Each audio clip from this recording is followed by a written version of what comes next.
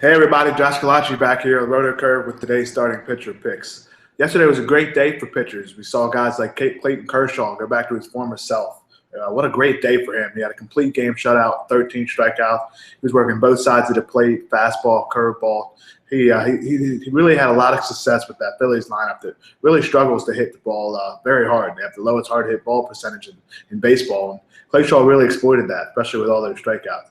He got you 26 fantasy points on FanDuel and over 40 on DraftKings, and it was well worth it if you picked him everywhere. Another guy that was very good was Trevor Bauer. That slider came in handy a lot yesterday against the Astros. He had a very great game. He scored 32 points on DraftKings, and I think he had close to 20 on FanDuel. So he was able to put you into a lot of money, or into the money, and a lot of GPPs. And if you used him in cash, I couldn't do so myself because of the volatility of his walks, and sometimes the Astros lineup can really hit the ball. But if you use him in cash as well, he definitely helped you to move into the cash lines and make some money.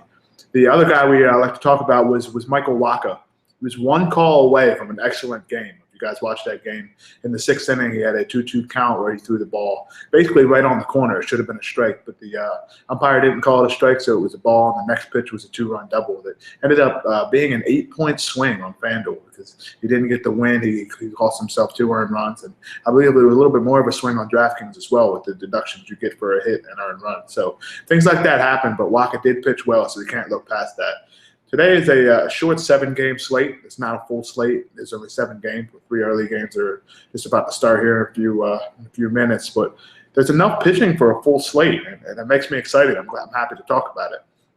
Everybody's going to have Zach Greinke today against the Phillies. Let's just face it. He has the best matchup, and he's probably one of the best pitchers in baseball right now. He's using all of his pitches well, and the only thing that's kept him from pitching deep into games in his career is he works a lot of free ball counts, but he's not doing that this year, and it's the reason why he's had a lot of success. Now, there's 5 top-tier starting pitchers. There's Greinke, we just discussed. There's Felix Hernandez, David Price, Jose Fernandez, and Carlos Martinez, who may be a top-tier pitcher for some of those who play a lot of daily fantasy baseball that like to watch him rack up their strikeouts. For me today, I'm going to be staying away from David Price against the Twins, and I'm going to be staying away from Carlos Martinez against the Pirates. The 3 guys that I do like in those top echelon of pitchers are Zach Greinke against Philadelphia, Felix Hernandez against the Angels, and Jose Fernandez against the Cincinnati Reds. All 3 have very good matchups, and they're 3 of the most talented pitchers in the world, and I can't fault you for picking any of them. But, of course, those guys are the ones everyone's going to like. Everybody knows that they're great pitchers. They're very high priced and for good reason. So I would like to talk about some cheaper options that potentially you could use in a tournament to give you that edge in terms of ownership and give you a potentially good game to work your way into the cash and maybe win a tournament tonight. The first guy I want to talk about is Jeff Locke, left-handed pitcher for the Pirates against the St. Louis Cardinals.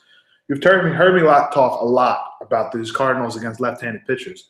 They can't hit the ball well against them. It's surreal to watch because they have some really good hitters. They have good right-handed hitters like Johnny Peralta, Matt Holliday, who is obviously hurt, but he'll be coming back for too long. And they have some left-handed hitters that can hit left-handed pitching as well, like Colton Wong and Matt Carpenter. But they've just not been able to put it together, and they're one of the only true matchups that checks all the boxes, if you heard us talk about here on RotoCurve. The Cardinals don't hit the ball well. They don't hit the ball hard. They have a low slugging percentage and a very high strikeout percentage, all against left-handed pitching.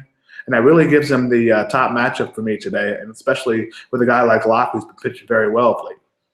He's allowed 5 earned runs, in his last 5 starts, totaling a 29 innings pitch. So he's been very good, and the reason why is because the Pirates like to ask their pitchers to pitch to contact, to pitch to try to get a lot of ground balls, and it's a organization-wide philosophy that they like to use their pitchers to throw 2-seamers and sinkers, and that's one of the reasons why Locke has been so successful because he's a ground ball pitcher by nature.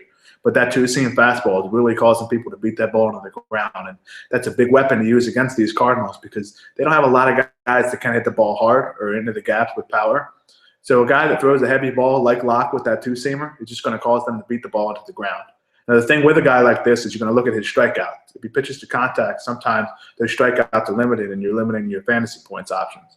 But the Cardinals, like we just said, strike out the most, one of the most in baseball against left-handed pitchers. And Jeff Locke has 11 strikeouts in his last 2 games, and that's a big thing to look at because that means he's using his other pitches well, his secondary pitches with a slider or a changeup, and even a 4-seam fastball, which you can get into the low to mid-90s. Now, against that Cardinals team, he strikes out a lot. that's not something to be a concern of, especially at his price at just $6,800 on DraftKings and $6,700 on FanDuel. That's definitely a bargain. And one thing I wanted to discuss with a cheap pitcher like that, he allows you to fit the bats that you want, which is big for today, because you can use the rest of that cash on guys like Bryce Harper or Paul Goldschmidt or top tier options like that normally you wouldn't be able to afford with a top tier pitcher. And also, use a cheap pitcher on Fantasy Aces, on DraftKings, on two-pitcher sites. You can use a really expensive pitcher, and you can pay up for Greinke at your other side too. So there's a lot of benefit to having a cheap pitcher. And that's another reason why I wanted to talk about a second cheap pitcher today, and that's Cody Anderson against the Houston Astros. Anderson has been unbelievable since he was called up. It's really been a pleasure to watch. He has just a .76 ERA and a whip of .63, which those are two of the best numbers we've ever seen. Now, of course, he's only had 3 starts, so those numbers are definitely going to come up. He's not the best pitcher we've ever seen, but it shows you how successful he has been so far this year, and he has a good reason for doing so. He has a fastball, a slider, and a changeup, which he uses all three very well, but most of the time he's throwing his fastball and slider. The reason why I wanted to talk about that is because he throws a very heavy ball. Now, you've heard me talk about heavy balls before, and that means that basically a guy's throwing hard, he's throwing downhill, and he has a lot of rotation on his pitches, which really causes hitters to struggle to get lift on the ball and hit the ball hard. That's one reason why he's been so successful, and he's caused 38 ground balls, only 1 walk, and he's pitching to the 8th inning in every start. The ability that he's been using to that fastball and slider, it just showed him the fact that he's been able to work deep into those games, and using that heavy ball has given him the ability to create outs. Now, it's fantasy baseball, so we're going to need to get those strikeouts. Has he been doing so? Not too much, but today he faces the Astros, who strike out the most in baseball. So it gives him the ability to have that upside, and at his price, you can't fault somebody that's been pitching in the 8th inning and pitching very well of late. Anderson is a tournament-only play for me, simply because when the Astros do score, they score in bunches, and that can really ruin a pitcher's night, especially a guy that doesn't get a lot of strikeouts. But with his price being very low, his ownership will be low as well with a lot of people on those high-priced pitchers. He allowed you to spend on some bats, which we just talked about, and that's one reason why Anderson is my second pitcher I like to use in tournaments. Now, I can't recommend using Locke and Anderson in cash, because both those two pitchers have the volatility. They're not a great pitcher that could potentially get you 20 to 30 points because of their strikeout upside. But you can use both those guys in tournaments, and then you can fit any bat that you want. So be sure to keep that in mind when constructing your lineups. Those are my thoughts on pitching today. So be sure to monitor the RotoCurve lineups page just to see if there's any lineup changes for those late games. And be sure to keep an eye on Danielle's weather update, which will be up on RotoCurve later today.